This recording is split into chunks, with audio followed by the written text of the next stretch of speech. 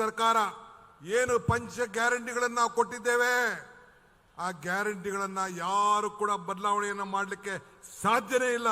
ಇದನ್ನು ಮತ್ತೆ ನಿಮ್ಗೆ ಹೇಳಲಿಕ್ಕೆ ನಾನು ಬಯಸ್ತಾ ಇದ್ದೀನಿ. ಆದ್ರಿಂದ ನಿಮ್ಮ ಆಶೀರ್ವಾದ ಈ ರಾಜ್ಯದ ಜನತೆಗೋಸ್ಕರ ಇರಲೇಬೇಕು. ನಿಂಬೆಗಿಂ ಉಳಿಯಿಲ್ಲ, ದುಂಬಿಂ ಕರಿಯಿಲ್ಲ, ಮತ್ತು ಶಂಭುಕ್ಕಿಂತ ಅಧಿಕ ದೇವರಿಲ್ಲ. ಅಂದ್ರೆ ಎಲ್ಲಾ ದೇವರಿಗಿಂತ ನಮ್ಮ ಹಿಂದೂ ಧರ್ಮದಲ್ಲಿ ದೊಡ್ಡ ದೇವರು ಶಂಭು ಅಂದ್ರೆ ಈಶ್ವರ, ಶಿವ, ಪರಮೇಶ್ವರ.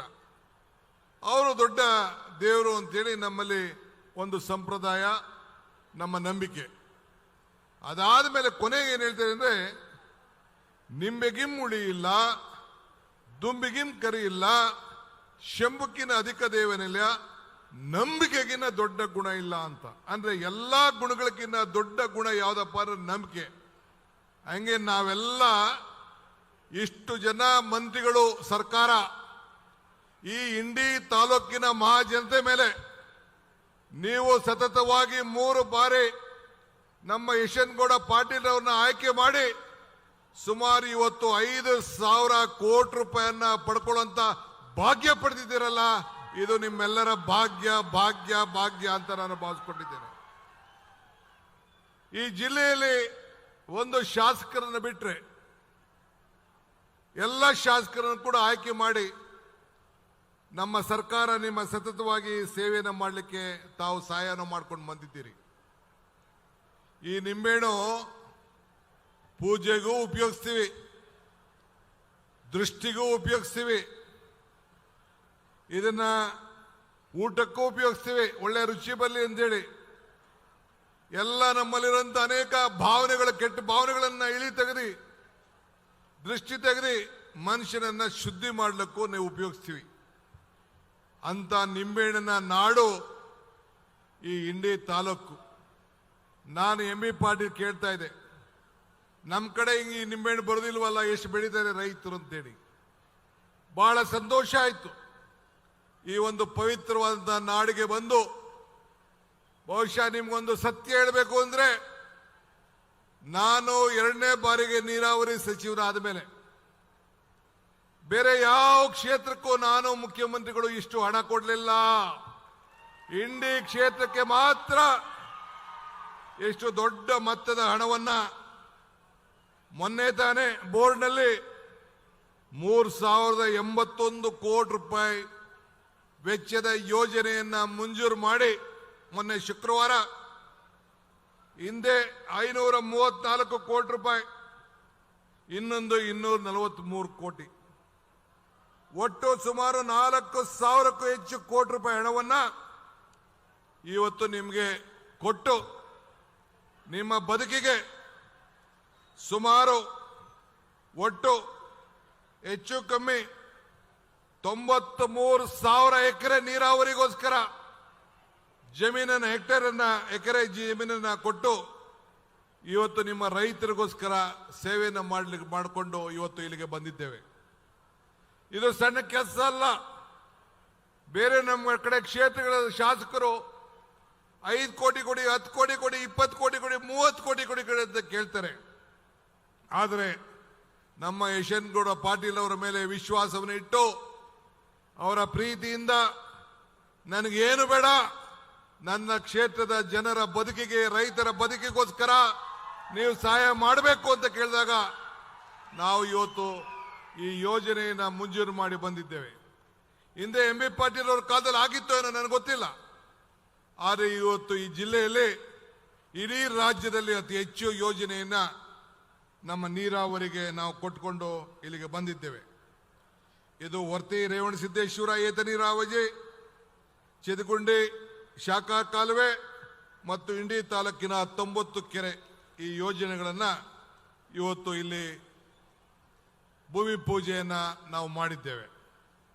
ಇದಲ್ಲದೆ ಸುಮಾರು ಒಟ್ಟು 4,157 ಕೋಟಿ ರೂಪಾಯಿ ವಿವಿಧ ಯೋಜನೆಗಳನ್ನ, ಅದಕ್ಕೆ ಶಂಕುಸ್ಥಾಪನೆ, ಉದ್ಘಾಟನೆ ಕಾರ್ಯಕ್ರಮ ಕೂಡ ಹಮ್ಮಿಕೊಂಡಿದ್ದೇವೆ. ಪಾಟೀಲ್ ರವರು ಹೇಳ್ತಾ ಇದ್ರು, ಯಶವಂತಗೌಡ ಪಾಟೀಲ್ ರವರು, ನಮ್ಮ ಸರ್ಕಾರದ ಮೇಲೆ ಬೇಕಾದಷ್ಟು ಟೀಕೆಗಳು, ಹಣ ಇಲ್ಲ, ಗ್ಯಾರಂಟಿಗೆ ಹೊಂಟೋಯ್ತು ಅಂತೇಳಿ. ಇವತ್ತು ತಾನೇ ನಾವು ನಮ್ಮ KSRTC ಅಂದ್ರೆ ಸಾರಿಗೆ ಇಲಾಖೆ ಶಕ್ತಿ ಯೋಜನೆ ಅಡಿಯಲ್ಲಿ ಒಟ್ಟು 500 ಕೋಟಿ ಟ್ರಿಪ್ಗಳನ್ನು ಮಾಡಿ ಅದನ್ನ ಮೊದಲನೇ ಟಿಕೆಟ್ ಅನ್ನ ಮುಖ್ಯಮಂತ್ರಿಗಳು ಅಲ್ಲಿ ಬೆಂಗಳೂರಿನಲ್ಲಿ ಕೊಟ್ಬಿಟ್ಟು ಆ ತಾಯಂದಿರಿಗೆ ಕೊಟ್ಬಿಟ್ಟು ಬಂದರು. ಒಟ್ಟು 12,669 ಕೋಟಿ ರೂಪಾಯಿ ಹಣ ಈಗ ಬಿಡುಗಡೆ ಮಾಡಿದ್ದೇವೆ. ಇದು ನಮ್ಮ ಗ್ಯಾರಂಟಿ ಯೋಜನೆ. ಆದರೆ ಇವತ್ತು ಇಲ್ಲಿ ಏನು ನಾವು 4,157 ಕೋಟಿ ರೂಪಾಯಿ ವೆಚ್ಚದ ಯೋಜನೆ ಇಲ್ಲಿ ಪ್ರಾರಂಭ ಮಾಡ್ತಾ ಇದ್ದೀವಲ್ಲ, ಇದು ಅಭಿವೃದ್ಧಿ. ಅದಕ್ಕೆ ಅವ್ರು ಹೇಳಿದ್ರು, ನಾನು ಹಿಂದೆ ತುಂಗಭದ್ರಾ ಯೋಜನೆಯಲ್ಲಿ ನಮ್ಮ ಹಂಪನಗೌಡರು ಕ್ಷೇತ್ರದ ಯೋಜನೆಯಲ್ಲಿ ನಾನು ಮಾತಾಡಬೇಕಾದ್ರೆ ಹೇಳಿದ್ದೆ, ನಮ್ಮ ಟೀಕೆಗಳು ಸಾಯ್ತವೆ, ಬಿಜೆಪಿಯ ಟೀಕೆಗಳೆಲ್ಲ ಸಾಯ್ತವೆ, ನಮ್ಮ ಕೆಲಸಗಳು ಉಳಿತವೆ. ಅದಕ್ಕೆ ಈ ಎಲ್ಲ ಯೋಜನೆಗಳೇ ಸಾಕ್ಷಿ ಅಂತೇಳಿ ನಾನು ಮಾತಾಡಿದ್ದೆ. ಬಂಧುಗಳೇ, ನಿಮ್ಮೆಲ್ಲರ ಪ್ರೀತಿ ಬಹಳ ಮುಖ್ಯವಾದ್ದು. ವಿಶ್ವಾಸ, ನಂಬಿಕೆ ನಮ್ಮ ಮೇಲೆ ಇಟ್ಟಿದ್ದೀರಿ, ಅದು ಬಹಳ ಮುಖ್ಯವಾದ್ದು. ಇವತ್ತು 5,700 ಜನರ ಉದ್ಯೋಗವನ್ನ KSRTCಯಲ್ಲಿ ನಾವು ಈಗಾಗಲೇ ನಮ್ಮ ಸರ್ಕಾರ ಬಂದ ಮೇಲೆ ಹೊಸದಾಗಿ ಸೃಷ್ಟಿ ಮಾಡಿದ್ದೇವೆ. ಪರಿಷ್ಠ ಪಂಗಡದವರಿಗೆ ವಿಶೇಷ ಯೋಜನೆಗಳನ್ನು ತಂದುಕೊಟ್ಟು ಆ ವರ್ಗರಿಗೆ ಸಮಬಾಳು ಸಮಪಾಲು ಅಂತೇಳಿ 2 ಕೋಟಿ ರೂಪಾಯಿವರೆಗೂ ಕೂಡ ಹಣವನ್ನ ಕಾಂಟ್ರಾಕ್ಟ್ ಯೋಜನೆಯನ್ನ ಕೊಡುವಂತ ತೀರ್ಮಾನವನ್ನ ಮಾಡಿದ್ದೇವೆ. ನಮ್ಮ ಕಲ್ಯಾಣ ಕರ್ನಾಟಕದ ನಾಯಕರಿಲ್ಲಿದ್ದಾರೆ. ನಮ್ಮ ಶಿವಾನಂದ್ರವರು, ನಮ್ಮ ಶರಣ್ ಪಾಟೀಲ್ ಅವರಿದ್ದಾರೆ, ದರ್ಶನಾಪುರ ಅವರಿದ್ದಾರೆ. ವರ್ಷಕ್ಕೆ 5,000 ಕೋಟಿ ರೂಪಾಯಿ ಅಂತೇಳಿ ಮಾತು ಕೊಟ್ಟಿದ್ದು. ಪ್ರತಿ ಕ್ಷೇತ್ರಕ್ಕೂ ಸರಾಸರಿ 100 ಕೋಟಿ ಅಂತೆ ಸುಮಾರು 42-44 ಕ್ಷೇತ್ರ ಇದೆ. 5,000 ಕೋಟಿ ಅನೇಕ ಯೋಜನೆಗಳನ್ನು ಹೋಗಿ ಅಲ್ಲಿ ಉದ್ಘಾಟನೆ ಮಾಡಿಕೊಂಡು ನಾವು ಬಂದಿದ್ದೇವೆ. ಮೊನ್ನೆ ಬೀದರ್ಗೆ ಹೋಗಿದ್ದು ನಾನು, ಮುಖ್ಯಮಂತ್ರಿಗಳು 2,025 ಕೋಟಿ ರೂಪಾಯಿ ವೆಚ್ಚದ ಈ ಕಾರ್ಯಕ್ರಮಗಳನ್ನು ಅಲ್ಲಿ ಪ್ರಾರಂಭ ಮಾಡಿ ಬಂದು, ಪಿರಿಯಾಪಟ್ಟಣಕ್ಕೆ ಹೋಗಿದ್ದು,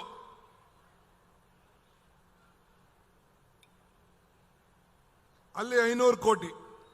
ಈಗ ತಾನೇ 20-21ನೇ ತಾರೀಕು ನಮ್ಮ ಮಾದೇವಪ್ಪನವರು 3,647 ಕೋಟಿ ರೂಪಾಯಿ ಯೋಜನೆಯನ್ನ ಕಾರ್ಯಕ್ರಮವನ್ನು ಪ್ರಾರಂಭ ಮಾಡಲಿಕ್ಕೆ ಹೊರಟಿದ್ದಾರೆ. ಈಗ ನಮ್ಮ ದಿನೇಶ್ ಗುಂಡೂರಾವ್ ಇದ್ದಾರೆ, ಅವರು ಸುಮಾರು ಕ್ರಾಂತಿಯನ್ನು ಮಾಡಿದ್ದಾರೆ ಆರೋಗ್ಯ ಇಲಾಖೆಯಲ್ಲಿ. ಇಡೀ ರಾಜ್ಯದಲ್ಲೇ ಕೂಡ ಎಲ್ಲರೂ ಕೂಡ ಉತ್ತಮವಾದಂತಹ ಆರೋಗ್ಯ ಸಿಗಬೇಕು ಅನ್ನೋ ದೃಷ್ಟಿಯಿಂದ ಅನೇಕ ಕಾರ್ಯಕ್ರಮಗಳನ್ನು ರೂಪಿಸಿದ್ದಾರೆ.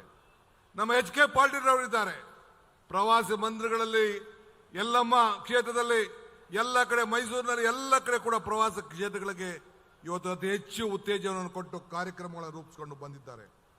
ಬೆಂಗಳೂರು ನಗರದಲ್ಲಿ ಸುಮಾರು 1 ಲಕ್ಷ ಕೋಟಿ ರೂಪಾಯಿ ವೆಚ್ಚದ 4-5 ವರ್ಷಕ್ಕೆ ವಿವಿಧ ಯೋಜನೆಗಳನ್ನು ತೆಗೆದುಕೊಂಡಿದ್ದೇವೆ. ಇವೆಲ್ಲ ಅಭಿವೃದ್ಧಿಯೋ ಏನು ಅನ್ನೋದನ್ನ ನಾನು ಈ ಜನತಾದಳದವರಿಗೆ, ಬಿಜೆಪಿಯವರಿಗೆ ಕೇಳಲಿಕ್ಕೆ ನಾನು ಬಯಸ್ತಾ ಇದ್ದೇನೆ. ಬಂಧುಗಳೇ, ಇವತ್ತು ತಾವೆಲ್ಲ ಅನೇಕ ಕಾರ್ಯಕ್ರಮಗಳನ್ನು ತಾವೆಲ್ಲ ಗಮನಿಸ್ತಾ ಇದ್ದೀರಿ. ಈ ರಾಜ್ಯದ 5 ಗ್ಯಾರಂಟಿಗಳು ಇಡೀ ದೇಶಕ್ಕೆ ಒಂದು ದೊಡ್ಡ ಮಾದರಿಯಾಗಿ ಇವತ್ತು ಉಳ್ಕೊಂಡು ಬಂದಿದೆ.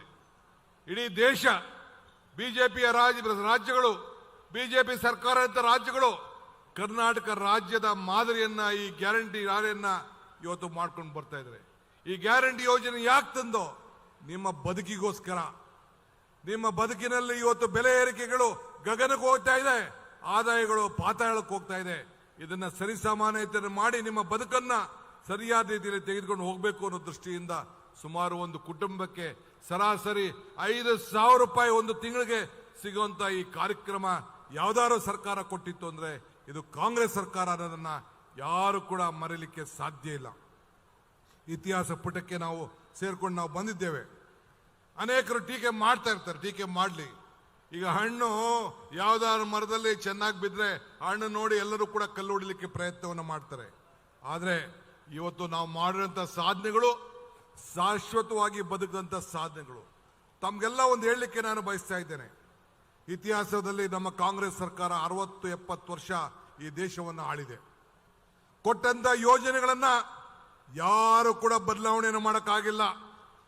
ಉಳೋನ್ಗೆ ಭೂಮಿ ಇರ್ಬೋದು, ಪಂಚವಾರ್ಷಿಕ ಯೋಜನೆ ಇರ್ಬೋದು, ಸೈಟ್ ಇರ್ಬೋದು, ಮನೆ ಇರ್ಬೋದು, ಉದ್ಯೋಗ ಖಾತ್ರಿ ಯೋಜನೆ ಇರ್ಬೋದು, ಯಾವುದೇ ಯೋಜನೆ ಇರ್ಬೋದು, ಅಂಗನವಾಡಿ ಯೋಜನೆ ಇರ್ಬೋದು, ಯಾವುದೇ ಯೋಜನೆಗಳನ್ನು ನೀವು ಲೆಕ್ಕ ಹಾಕೊಳ್ಳಿ.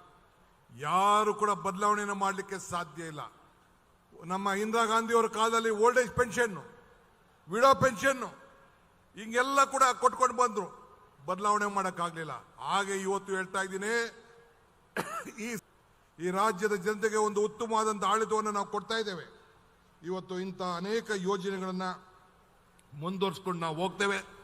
ಮೊನ್ನೆ ತಾನೇ ಬಳ್ಳಾರಿಯಲ್ಲಿ ನಿಮ್ಮೆಲ್ಲರಿಗೋಸ್ಕರ ತಾಂಡಗಳಲ್ಲಿ ಯಾರ್ಯಾರಿಗೆ ದಾಖಲೆಗಳಿರಲಿಲ್ಲ, ಗೊಲ್ರಟ್ಟಿಗಳಲ್ಲಿ ದಾಖಲೆ ಇರಲಿಲ್ಲ, ಸುಮಾರು 1,11,00,000 ಜನರಿಗೆ ಇವತ್ತು ದಾಖಲೆಗಳನ್ನು ಕೊಡುವಂತ ಐತಿಹಾಸಿಕ ತೀರ್ಮಾನವನ್ನ ತೆಗೆದುಕೊಂಡದ್ದು ಇದು ಕಾಂಗ್ರೆಸ್ ಸರ್ಕಾರ. ಇದು ಬೇರೆ ಯಾರು ಮಾಡೋಕ್ಕಾಗಲಿಲ್ಲ ಅಂತ ಅನೇಕ ಯೋಜನೆಗಳನ್ನು ಇವತ್ತು ನಾವು ಮಾಡಿಕೊಂಡು ನಾವು ಬಂದಿದ್ದೇವೆ. ಮೊನ್ನೆ ತಾನೇ ಎಲ್ಲ ಕಡೆ ನಮ್ಮ ಸರ್ಕಾರ ಅನೇಕ ಕೇಂದ್ರಗಳಲ್ಲಿ ಹೋಗಿ, ಜಿಲ್ಲೆಗಳಲ್ಲಿ ವಿಭಾಗ ಮಟ್ಟದಲ್ಲಿ ಹೋಗಿ ಕ್ಯಾಬಿನೆಟ್ ಅನ್ನು ಮಾಡಿ ಆ ಭಾಗದ ಅಭಿವೃದ್ಧಿ ಬಗ್ಗೆ ನಾವು ಈಗಾಗಲೇ ಕಾರ್ಯಕ್ರಮಗಳನ್ನು ರೂಪಿಸಿಕೊಂಡು ಮುಂಜಾಗ್ರತೆಯನ್ನು ಮಾಡಿಕೊಂಡು ನಾವು ಬಂದಿದ್ದೇವೆ. ಈಗಾಗಲೇ ಗುಲ್ಬರ್ಗಕ್ಕೆ ಹೋಗಿದ್ದೋ, ಮಹದೇಶ್ವರನ ಬೆಟ್ಟಕ್ಕೆ ಹೋಗಿದ್ದೋ, ನಂದಿ ಬೆಟ್ಟಕ್ಕೆ ಹೋಗಿದ್ದೋ. ಮುಂದಿನ ದಿನದಲ್ಲಿ ನಮ್ಮ ಜಿಲ್ಲಾ ಸಚಿವರಾದಂಥ MB ಪಾಟೀಲ್ ಮತ್ತು ನಮ್ಮ ಶಾಸಕರುಗಳು ಶಿವಾನಂದ ಪಾಟೀಲ್ರವರು ಅವರೆಲ್ಲರೂ ಕೂಡ ಮುಂದೆ ಇದನ್ನ ಬಿಜಾಪುರಲ್ಲಿ ಮಾಡಬೇಕು ಅಂತೇಳಿ ಮುಖ್ಯಮಂತ್ರಿಗಳಲ್ಲಿ ಒತ್ತಾಯನ ಮಾಡಿದ್ದಾರೆ. ಮುಂದಕ್ಕೂ ಕೂಡ ಈ ಭಾಗವನ್ನ ನಾವು ಇಲ್ಲಿ ಬಂದು ಬಿಜಾಪುರದಲ್ಲಿ ಮಾಡಿ ಅನೇಕ ಯೋಜನೆಗಳನ್ನು ನಾವು ಪ್ರಕಟಣೆ ಮಾಡಲಿಕ್ಕೆ ನಾವು ಬದ್ಧವಾಗಿದ್ದೇವೆ. ಶ್ರೀ MB ಪಾಟೀಲ್ ಅವರು ನಿಮ್ಮ ಜಿಲ್ಲಾ ಸಚಿವರು, ನಿಮ್ಮ ಜಿಲ್ಲೆಗೆ ಅನೇಕ ಕೈಗಾರಿಕೆಗಳನ್ನು ತರಬೇಕು, ಉದ್ಯೋಗಗಳನ್ನು ಸೃಷ್ಟಿ ಮಾಡಬೇಕು ಅಂತೇಳಿ ಒಂದು ದೊಡ್ಡ ಪ್ರಯತ್ನವನ್ನು ಮಾಡಿ ಮೊನ್ನೆ ಗ್ಲೋಬಲ್ ಇನ್ವೆಸ್ಟರ್ಸ್ ಮೀಟಲ್ಲಿ ನಿಮ್ಮ ಜಿಲ್ಲೆಗೆ ಅತಿ ಹೆಚ್ಚು ಒತ್ತನ್ನು ಕೂಡ ಕೊಟ್ಟಿದ್ದಾರೆ. ಹಿಂಗೆ ಎಲ್ಲ ಶಾಸಕರು, ಶಿವಾನಂದ ಪಾಟೀಲ್ ಇರ್ಬೋದು, ಇವತ್ತು ಈ ಕಾರ್ಯಕ್ರಮ ನಮ್ಮ ನಾಗ್ಠಾಣ ಶಾಸಕರು ಏನಿಲ್ಲಿ ಕೂತಿದ್ದಾರೆ, ಕುಡಗೋಡವರು, ಅವರ ಕ್ಷೇತ್ರದಕ್ಕೂ ಕೂಡ ಇವತ್ತು ಸುಮಾರು 20,000ಕ್ಕೂ ಹೆಚ್ಚು ಎಕರೆಗಳಿಗೆ ನೀರಾವರಿ ಕೊಡುವಂತ ಕಾರ್ಯಕ್ರಮ ಕೂಡ ಇವತ್ತು ನಾವು ರೂಪಿಸಿದ್ದೇವೆ. ಅವರ ಕೈಯನ್ನು ಕೂಡ ಬಲಪಡಿಸಲಿಕ್ಕೆ ಅನೇಕ ಕಾರ್ಯಕ್ರಮಗಳನ್ನು ಇವತ್ತು ನಾವು ಹಾಕೊಂಡು ನಾವು ಬಂದಿದ್ದೇವೆ. ಆದ್ರಿಂದ ನಾನು ಇನ್ನು ಹೆಚ್ಚಿಗೆ ಮಾತಾಡೋದಿಲ್ಲ. ಬೆಂಗಳೂರಿನಲ್ಲಿ ಸ್ವಲ್ಪ ಲೇಟ್ ಆಯಿತು, ಆದರೂ ಚಿಂತೆ ಇಲ್ಲ, ತಾವು ವಿಶ್ವಾಸ ಇರಲಿ, ಇದು ನಿಮ್ಮ ಸರ್ಕಾರ, ನೀವು ಕೊಟ್ಟಂತ ಸರ್ಕಾರ. ಇಡೀ ರಾಜ್ಯದಲ್ಲಿ ಮತ್ತೆ 28ರಿಗೆ ನೀವೆಲ್ಲರೂ ಕೂಡ ಇಡೀ ಜಿಲ್ಲೆಯಲ್ಲಿ ಏನು ಒಂದು ಶಾಸಕರನ್ನು ಕಳ್ಕೊಂಡಿದ್ದೇವೆ ಅದನ್ನು ಕೂಡ ತುಂಬುವಂತ ಕೆಲಸವನ್ನು ತಾವು ಮಾಡಬೇಕು. ಈ ಸರ್ಕಾರ 2 ಶಾಸಕರು ಟೌನ್ ಅಲ್ಲಿ ಮತ್ತು ಒಂದು ಗ್ರಾಮೀಣದಲ್ಲಿ, ಅವೆರಡಕ್ಕೂ ಕೂಡ ತಾವು ತುಂಬಿ, ಕಾಂಗ್ರೆಸ್ ಇಡೀ ಜಿಲ್ಲೆ ಹಿಂದೆ ಕೂಡ ಒಂದ್ಸತಿ ನಾವೆಲ್ಲ ಗೆದ್ದಿದ್ದು, ಆ ರೀತಿ ತಾವೆಲ್ಲ ಗೆಲ್ಲಿಸಬೇಕು. ಮತ್ತೆ ಈ ರಾಜ್ಯದಲ್ಲಿ 28ರಲ್ಲಿ ನಿಮ್ಮ ಸರ್ಕಾರ ಆಡಳಿತಕ್ಕೆ ಬರಬೇಕು, ಜನಪ್ರಿಯ ಸರ್ಕಾರ ಬರಬೇಕು, ನಿಮ್ಮ ಸೇವೆಯನ್ನು ಅತಿ ಹೆಚ್ಚು ಮಾಡಲಿಕ್ಕೆ ತಾವೆಲ್ಲ ಅವಕಾಶವನ್ನು ಮಾಡಿಕೊಡ್ಬೇಕು ಅಂತೇಳಿ ಪ್ರಾರ್ಥಿಸಿ ಶುಭವನ್ನು ಹಾರೈಸಿ ನನ್ನ ಮಾತನ್ನು ಮುಗಿಸ್ತೇನೆ. ಜೈ ಹಿಂದ್, ಜೈ ಕರ್ನಾಟಕ ಮಾತೆ.